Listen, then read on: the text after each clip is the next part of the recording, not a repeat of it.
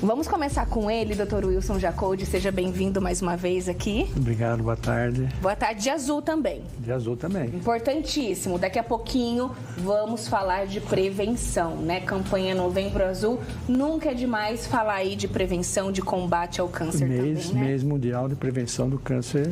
Verdade. O mês passado nós falamos do câncer de mama. Exato. Esse mês o câncer de próstata. Que a próstata é o pessoal vai falar assim, não, mas o urologista, ele é urologista. Agora não, eu sou ginecologista, trabalho com reprodução. A próstata, o que ela é? É um órgão reprodutivo. Olha, então tem tudo a ver. Claro. Ela importante ficar alerta para não causar infertilidade. Ela produz o líquido prostático, que ele aumenta a fertilidade do esperma, deixa o esperma mais rápido e ele protege o esperma também contra algumas infecções, algumas inflamações. Olha, então daqui a pouquinho a gente explica com mais calma para você, explica todos os detalhes, porque agora vamos falar também de um assunto que está super em alta essa semana, né, doutor? Vitube, que inclusive a família é prudentina, já falei aqui algumas vezes. A Vitube, coloca a fotinho dela aí, isso. Ela acabou de ganhar neném, né? O Ravi nasceu. Aí o que aconteceu? Ela teve uma complicação pós-parto, acabou tendo uma hemorragia, ficou na UTI. E isso tudo tem um nome, doutor? É atonia uterina? Atonia uterina, justamente. Porque o útero, depois que o bebê nasce, sai a placenta. E daquele foco placentário é que estão as veias, as artérias que estão nutrindo o bebê. Então, quando o útero não contrai após o parto, após a cesárea, ou mesmo durante o parto ou durante a cesárea, ele não consegue contrair, as fibras miometriais estão com alguma dificuldade para contrair, e esses vasos placentários vão sangrar muito, sangramento muito forte. Então, acontece da paciente ter hemorragia. Pode acontecer durante o parto, durante a cesárea, pós-parto, a paciente às vezes no quarto, já saiu da cesárea, já foi para o quarto, mesmo na recuperação, né? Pós-cirurgia, na recuperação anestésica. Então, é importante para nós que somos obstetras, que trabalham com benefício de alto risco, a gente sempre tem mais complicações. Então, a gente tem como meta evitar essa atonia uterina, que é muito frequente hoje, né? No caso da Vitube, ela é jovem, né? Ela tem 24 anos. Isso, é raro acontecer isso em paciente jovem. Olha. Porque normalmente as pacientes que têm atonia uterina são aquelas pacientes mais velhas, que têm um útero miomatoso, ou tem um útero endometriótico, ou ela teve uma gravidez gemelar, que o útero distendeu muito e ele não consegue voltar ao tamanho dele e contrair. Entendi. Então, a força das células musculares do miométrio perde essa força e ele não consegue contrair para fechar os vasos da placenta. Entendi. Aí ocorre a atonia uterina, que é o sangramento. No caso dela, ela é jovem, tem 24 anos, o problema maior foi que ela ficou muito tempo em trabalho de parto. Foi um trabalho de parto prolongado. Ela ficou de 17 a 19 horas em trabalho de parto e o útero distendendo, contraindo, contraía para expulsar o bebê estava numa posição anômala, existia uma desproporção cefalopélvica, né, o tamanho da cabeça do bebê com a pelvis, então ele não conseguia nascer e isso prejudicou a força do miométrio. Você sabe que um trabalho de parto normal, ele dura de 8 a 12 horas. 8 a 12 horas? 8 a 12 horas. Esse é o trabalho de parto normal. Mais que isso, tem mais complicações. É o caso da Vitube. Ela ficou 17 horas. Então, quanto que a mulher perde de calorias num trabalho de parto normal de 8 a 12 horas? Ela perde correspondente a uma maratona de 21 quilômetros, quer dizer, meia maratona, né? Meia maratona são 21 quilômetros. Então, ela perde, em termos de caloria, como se ela estivesse fazendo uma meia maratona. Olha! Tá? Então, o trabalho de parto é bem cansativo. E isso, o músculo ficou praticamente sem condição de contrair. Entendi. Aí ela começa a sangrar copiosamente. Ela já está na sua segunda gestação, né? Acabou de ganhar bebê, o seu segundo filho. No primeiro, ela não teve nenhuma complicação. Aí teve nesse e ela disse que vai fechar a fábrica, que ela está com medo de uma próxima gestação. É possível isso, doutor? Numa ter, na próxima não ter? Ou ela já ficou alerta, realmente é não indicada ela engravidar novamente? Como o fator dela foi um fator de demora para fazer o parto, sim, não vai ter necessidade dela ficar preocupada em fechar a fábrica agora. Porque desde que ela faça um parto mais rápido, o outro parto seja mais rápido, ou ela faça uma cesárea, a chance dela ter uma atonia vai ser muito baixa. Tá? Se ela tivesse, por exemplo, com útero com mioma, com endometriose, aí sim a gente tem que considerar uma paciente de muito mais risco para fazer uma segunda atonia. Perfeito. Tá? Inclusive, temos uma imagem aí, coloca a próxima, para a gente entender um pouquinho. Aqui, doutor, vamos explicar um pouquinho para quem está em casa também, né? O que acontece nessas, na questão da atonia, né? Na questão das alterações uterinas também. Então, aqui é um útero normal, o tamanho dele normal, lá já é um útero pós-parto, né? Então, o que acontece quando você tem atonia uterina? É muito importante na atonia você infundir bastante líquido para a paciente, porque ela perde bastante sangue. E muitas vezes você tem que infundir até sangue, né? E tem algumas técnicas, alguns tempos, um protocolo que a gente usa para fazer essa atonia parar para o útero contrair. Então, a gente começa a usar uns produtos que são para contrair o útero, endovenoso, intramuscular. Se não resolver, a gente usa alguns medicamentos que faz o útero contrair, mas por via retal. Não resolveu, a gente passa a fazer manobras no útero para comprimir o útero com a mão por fora e uma mão dentro da vagina. A gente comprime o útero para ele ver se consegue estancar o sangramento. E tem essa técnica, que é uma técnica de um laço que você dá no útero, olha, para você comprimir as artérias da placenta que estão lá dentro do útero sangrando. Entendi. Tá? E como último recurso, não tem aqui, é você colocar como se fosse uma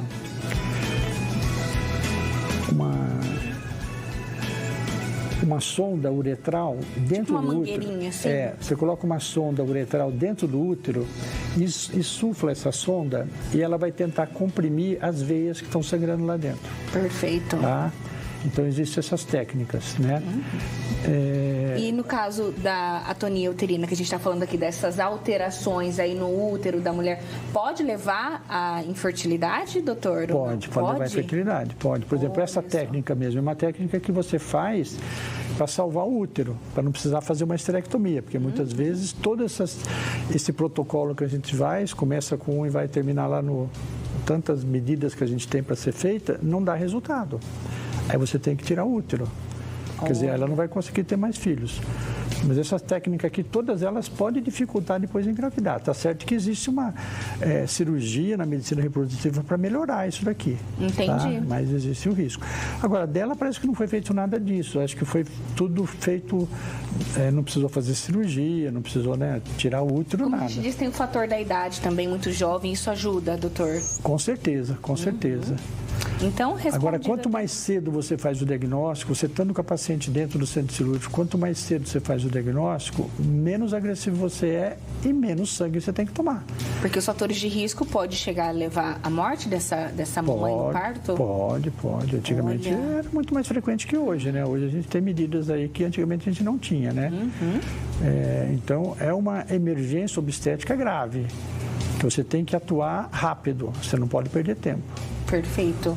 E assustou, né? Porque esse assunto veio à tona. Quantas mamães aí não estão gestantes, já ficam com medo, né? Acende esse alerta também. Eu acho que tudo tem um limite, né? Acho que o trabalho de parto tem que ser de 8 a 12 horas. Isso aí a gente foi a favor. Quando a gente fazia obstetrícia, a gente aprendeu assim. Hoje o pessoal tem abusado um pouquinho mais, porque quer ter parto normal. Humanizado em casa. Humanizado em casa. Então, tudo isso acaba aumentando as complicações. Exatamente. Com certeza. Né? Mesmo quando a gente vai fazer uma cesárea, eu aprendi de uma maneira que muitas vezes os médicos não têm assim muita chance de fazer, porque eles querem fazer as coisas mais rápido. Então, eu só fecho o útero, dou os pontos no útero, depois que para o sangramento, depois que o útero contrai. Perfeito. Tá? Então, muitas vezes tem locais onde o médico tem que fazer mais rápido, porque é os recursos que ele tem, do SUS, algum local assim, que ele tem que fechar o útero, porque tem outra para fazer. Então, se você fechar o útero antes do útero contrair, a paciente pode ter uma atonia pós-parto lá no quarto. Meu Deus. Então, se você está com a paciente ali na sala, está operando, você está com a paciente ali, ela está sangrando, você não pode fechar o útero antes desse útero contrair. Às vezes eu perco um pouquinho mais de tempo, a minha cesárea sempre demora mais, mas pelo menos a gente dorme tranquilo. Exatamente, né? E por isso que a Ferti Embro sempre está por aqui, para a gente levar informação para vocês, né? E segurança também. né, doutor? Com certeza. Olha, como aqui no Banho de Mulher cada mergulho é um flash, depois do intervalo tem outro assunto. A gente veio repercutir o caso da ViTube, né, inclusive atendendo a pedidos aí de vocês. E agora, no próximo bloco, vamos falar da campanha Novembro Azul. Então, o nosso papo foi agora com você, mulher, e depois do intervalo dá uma cutucada aí no marido para ele acordar, né, doutor? Claro. Pra gente falar de prevenção. Sai daí não, 2 minutinhos a gente tá de volta. E aqui no nosso WhatsApp, muitas mulheres participando, falando que o assunto que a gente tratou no bloco anterior é de suma importância, né? Um alerta também, esclarecendo várias dúvidas. Agora vamos falar da campanha Novembro Azul, porque tem tudo a ver também com o que a gente está falando, né, doutor? Porque quando a gente fala aí, ou da infertilidade, ou das tentativas de engravidar e tudo mais, a gente está falando de um casal, né? Então é importante o homem cuidar da sua saúde também. Exatamente. Tanto é que o homem está perdendo muito para a mulher nessa Mara. Olha Quantos só. anos o homem está morrendo hoje? Verdade. 8 anos. O homem está vivendo 8 anos menos que as mulheres. Olha só. Por quê? Porque o homem não se cuida tão bem como a mulher, né? Quando a mulher menstrua, o que a mãe faz? Pega e leva no ginecologista. Então, ela já tem um médico para cuidar dela desde a adolescência. Fazer esse acompanhamento. Todo ano vai no médico, se cuida, casou, faz o preventivo. Agora, o homem, de 40% a 50%, umas estatísticas falam 40%, outras 50% dos homens não vão ao médico para fazer a prevenção do câncer de próstata. Olha só. 50% da população masculina não vai ao médico fazer, quer dizer, então o médico não tem esse hábito que a mãe ajudou a criar lá na adolescência, o homem tem que ter esse hábito de ir mais ao médico. E o câncer de próstata, ele é o câncer mais frequente no homem. É o segundo com mais incidência no mundo. É o segundo com mais frequência no homem no mundo. Primeiro é o câncer de pele. Mas o câncer de pele você tirou, você está curada. Perfeito. O câncer de pele é mais fácil de fazer o diagnóstico precoce, porque está aqui. Agora, o câncer de próstata precisa de exame. Rotina. De triagem para fazer o diagnóstico precoce. E se você faz o diagnóstico precoce, Samara, você tem de 90% a 95% de chance de se curar da doença. Então, vamos investir no tratamento precoce, que é simples. É o médico o paciente ir ao médico e fazer um PSA, que é um exame de sangue, e um toque retal. E tem tanto tabu, tem tanto preconceito, tanta coisa em torno desse assunto. É a sua saúde. O quanto vale a sua saúde, a sua vida, né, doutor? Justamente. Isso é mundial, né? Essa conscientização é mundial. Então, vamos tomar isso aí como partida para procurar mais o médico, fazer mais essa... O paciente ele só vai no médico por 3 condições, o homem. Quando ele tem disfunção sexual, quando ele tem uma infecção urinária ou quando ele tem uma pedra no rim. Exatamente. Então ele tem que ir todo ano para fazer o exame de próstata, né? É simples a também. prevenção do câncer começou na Austrália, né? Esse nome, prevenção de novembro, começou na Austrália em 2003, que o dia 17 de novembro, que é o Dia Mundial do Câncer de Próstata. Aí se estendeu para o mês mundial da prevenção do câncer, né? Então, vamos fazer a prevenção. Exato. Quando foi a última vez que você foi ao médico fazer exames de rotina, fazer o PSA, né, doutor? Antígeno prostático específico. Isso, tem uma perfeito. colinha aqui.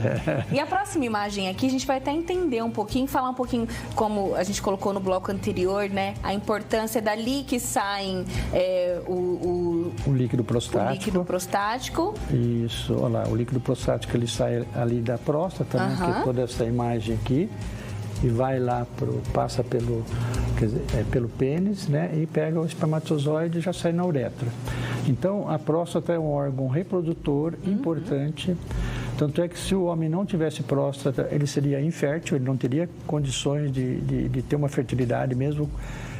Se ele tiver só o testículo e ele não tiver próstata, ele não tem condições de ter uma relação de engravidar em casa. Ele pode fazer uma reprodução assistida, tirando o esperma do testículo, né? Olha. Mas em casa ele não tem condições porque ele não tem um líquido prostático. Entendi. E uma vez que diagnosticado precocemente, então, doutor, tratado, curado, esse homem ele continua fértil, então? Continua fértil, principalmente quando o diagnóstico é precoce. Porque se é precoce, as técnicas, mesmo que ele precise de uma técnica cirúrgica, são menos invasivas. E hoje a gente tem até a técnica robótica, que é a técnica do robô, porque as 2 complicações maiores da cirurgia são infertilidade e incontinência urinária. E com essa técnica nova do robô, as lesões sobre os nervos e tudo que irriga ali a próstata são mínimas. Então, o homem se beneficia muito, né? Então, tem que fazer o diagnóstico precoce, vamos fazer o toque retal, vamos fazer Exato. o PSA, vamos procurar fazer a prevenção. E principalmente quem, Samara? Quando o homem é adulto, ele é mais velho, acima dos 60. As causas. Quem são o fator de risco? Acima de 65 anos. Quando tem alguém na família com câncer de próstata, se tem um parente com câncer de próstata próximo, irmão, primo de primeiro grau, pai, avô, já tem que acender o alerta. Ele tem 2 vezes mais chance de ter câncer de próstata. Olha só. Se ele tem 2 parentes próximos, ele tem 5 vezes mais chance de ter câncer de próstata. E a prevenção deve ser iniciada, se tiver câncer na família, aos 45 anos. Se não tiver, aos 50 anos já tem que começar a fazer a prevenção. Anualmente, né? Anualmente seria ideal. Exato. E a gente está falando, inclusive, com as mulheres sobre esse assunto, além dos homens que estão assistindo, porque a gente sabe, né, doutor? É a mulher que faz o homem ir lá também no médico. Se deixar por eles não vão, não procuram. Então, é muito importante também a gente bater esse papo com as mulheres para que elas tenham consciência disso e ficar em cima também. Justamente. Então, os fatores, vamos falar assim, fatores que provocam, que aumentam a chance do homem ter câncer. É o fator hereditário, o fator de idade e o fator afrodescendente também. Olha só. Quem é afrodescendente tem mais chance. Tá? Eu não sabia disso. Então, esses 3 fatores são importantes agir com mais rapidez. Com certeza. E o nosso papel aqui hoje foi exatamente isso. Olha, levar para você aí prevenção, levar esse alerta, né, para você ter esse olhar para a sua saúde, as mulheres também, as mamães, as gestantes, os casais que querem engravidar. Então, olha quanta coisa a gente tem que cuidar antes, né, doutor? Agora, tudo aquilo que você fala no seu programa todo mês, que eu ouço aqui presencialmente, mas você deve falar toda semana, cuidar da saúde, né? Atividade física. Alimentação, dormir 8 horas por noite. Tabagismo. Evitar o tabagismo, o álcool, a obesidade, o sobrepeso. Tudo isso daí, ele vai fazer uma prevenção do câncer, de todo tipo de câncer que a gente tem. Seja homem, seja mulher, melhorar a saúde. Claro. Só benefícios. E esse é o nosso papel aqui. A gente está puxando a sua orelha, inclusive puxando a minha orelha. É o MEV, né? O MEV, mudança de estilo de vida. Exatamente. Então, olha, Fertiembro todo mês aqui com a gente para levar saúde para você e te ajudar também a realizar o sonho da maternidade, da paternidade, né, doutor? Isso, com certeza. E na última participação a gente falou daquele projeto tão lindo. Eu convido vocês a conhecerem o site. A rede social tá aqui, tem o site também para você conhecer, entender um pouquinho mais sobre tudo que a gente conversa aqui, né, doutor? Então, mais uma dica, né? Não vamos deixar para engravidar muito tarde. Verdade. Certo? Concordo. Para ter prevenções das 33, 34, tá bom? Isso, é uma boa idade, não é? É a melhor idade de Cristo, 33. Acabei de ler uma notícia de que 2025 vai ser o ano da fertilidade pro signo de peixes. Isso. Que signo que eu sou? Peixes. Então 2025 vem. Gestação múltipla, gemelar. Ai, meu Deus, será 2025 vem, doutor? Vamos ter fé. Obrigada mais uma vez pela participação. Obrigado. Sempre um prazer te receber aqui, viu? Igualmente. Obrigado, eu. Daqui a pouco